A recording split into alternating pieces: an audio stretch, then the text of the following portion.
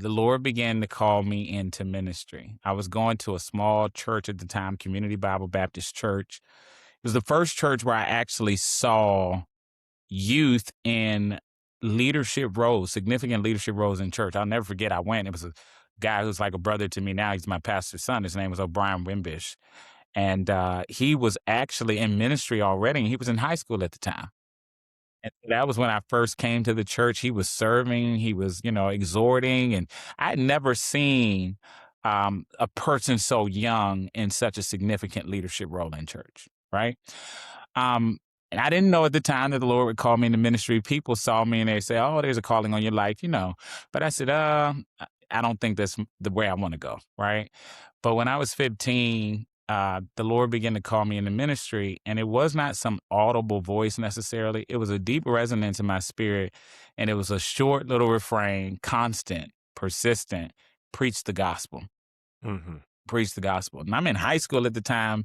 I normally could concentrate very well when I was in class. I was not distracted with other things. I was hearing as I'm sitting in class, listening to the lectures, preach the gospel, preach the gospel.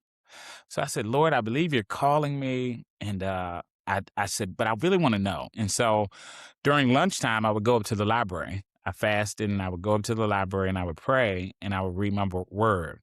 It was so interesting around that time. I didn't say anything to anyone, not even my mother at the time. People began to call me to preach and speak at different places, vacation Bible schools, worship services. And I was like, "Oh, really?" And so at that time, even if you weren't a preacher, my mother said, you need to avail yourself and be available to do the Lord's work, right? So I said, okay. So I would go and I would speak. And then I said, God, I feel like you're calling me into ministry.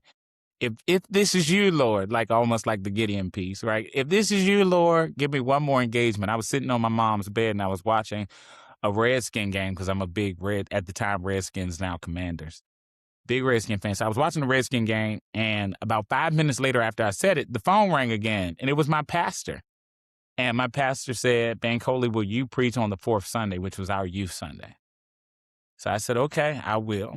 So I preached that Sunday, and I came to him at the end of that service, and I said, I need to sit down with you and have a conversation. Came in later on that week, and I said, the Lord is calling me into ministry. And he said, we already knew. We were just waiting for you, waiting for you to say yes. So people saw the call of God on my life even before I formally accepted it. It was not the path that I wanted. My mother's a nurse, my dad's an accountant, my sister's a doctor.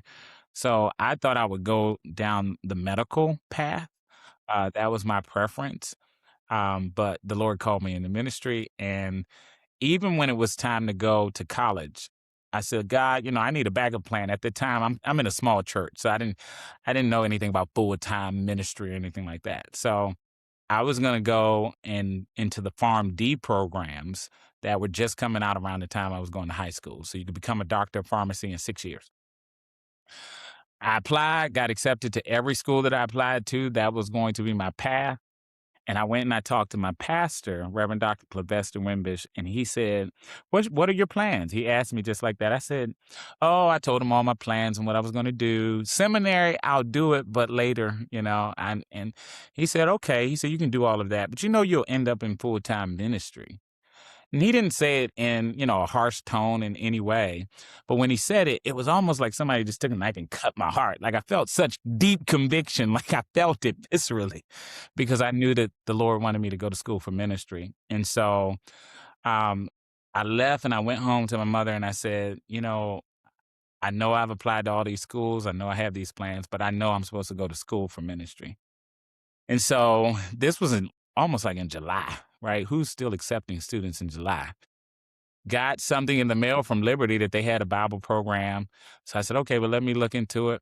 I looked into it. That's how I ended up going to Liberty for a year. I transferred, but I went to Liberty for a year because they had a Bible program. So all of my training is in Bible and ministry. And that's kind of a condensed version of Yeah. myself.